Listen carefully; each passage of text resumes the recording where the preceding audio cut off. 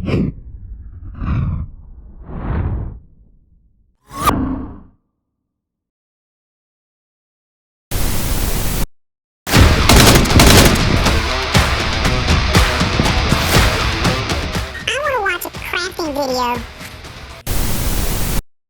Welcome back to Creatures, Caverns, and Crafting. Today in front of me I have a 12 Days of Christmas chocolate calendar. And unfortunately I don't have any of that delicious chocolate to share with you guys. However, I do have a really cool craft. We're going to start by taking the tray out of the box. And we're going to make some battle-ready concrete barriers. And we're not going to use foam to do this. I'm going to show you what we're going to use.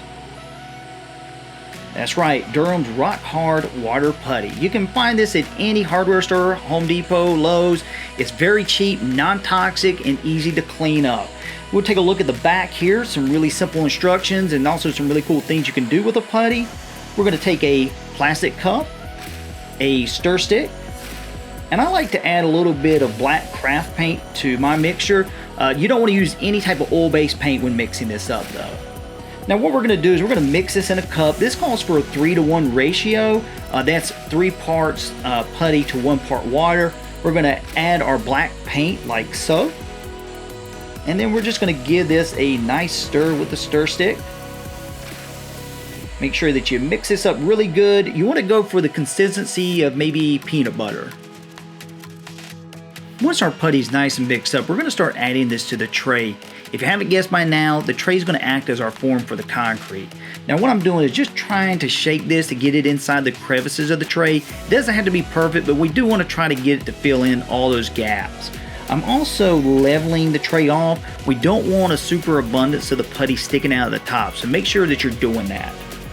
Once we have all the trays filled out, I'm just going to take a paper towel and I'm going to wipe off the excess. Alright guys, we're going to fast forward 12 hours and our putty is rock hard. We're going to go ahead and take our tray and just start flexing it. This will allow us to remove the barrier. We want to be gentle with this. We want to try to save the tray. The main goal here is so that we can make more of these with the putty. And here is our first barrier. Looks great. I think it looks great at least. Now you will notice some imperfections. That's okay. Remember, it is a concrete barrier. Concrete has imperfections. And here is all of our concrete barriers removed from the tray. Guys, these are ready to go as is. The black craft paint created a nice gray prime to these. You could easily start putting them on your table, playing with them as is. I will be taking some extra steps just to make these look a little bit more realistic. I did create a road with the excess, and I also wanted to show you guys that I still have the tray ready to go for another batch. We can easily take some Durham, mix it up, in another 12 hours I'll have another 12 blocks. Next up, I'm going to hit these with a light dry brushing. For this I'm using a light gray and a suede. You can weather these as much as you want, add graffiti, just some ideas. To take these to another level, what I'm going to do is drill holes into the top of at least 6 of these barriers. These are going to be my toppers. And what I'm going to do is take some matchsticks and I'm going to super glue them inside of the top barriers. Once all of our matchsticks are nice and secure in the top of the barriers, I'm just going to give them a coat of burnt umber paint. You can also go over this with some glue and add flocking. I'll be using some pigments as well for the rust effects. Next, I'm going to use some Battlefield Razor Wire by the Army Painter, and I'm also going to seal in our pigments using some isopropylene. And here's our final craft. As you can see, these were quick, simple, and easy.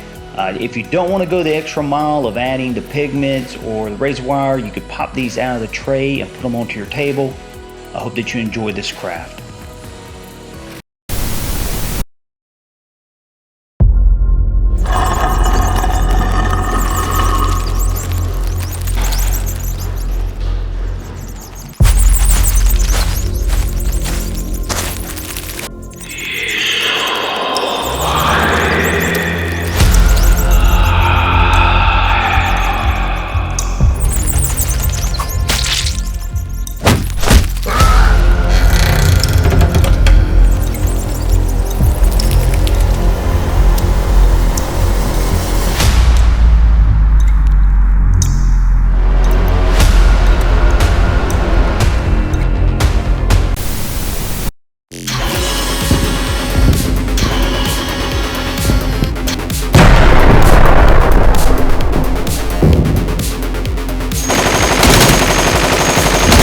Guys, I've heard!